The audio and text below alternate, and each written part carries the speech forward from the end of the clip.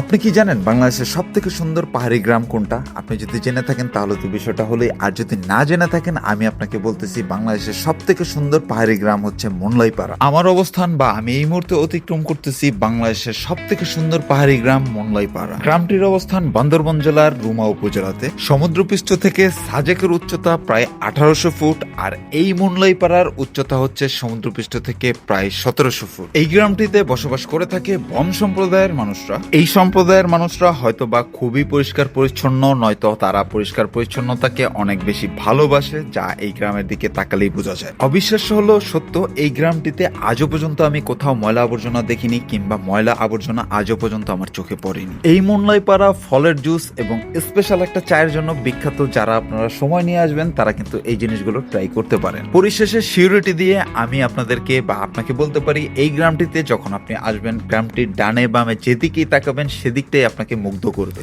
আপনি যদি চান এই মুগ্ধতাকে সঙ্গী করে গ্রামটিতে রাত্রি যাপন করবেন, থাকতেছে তারও সুব্যবস্থা।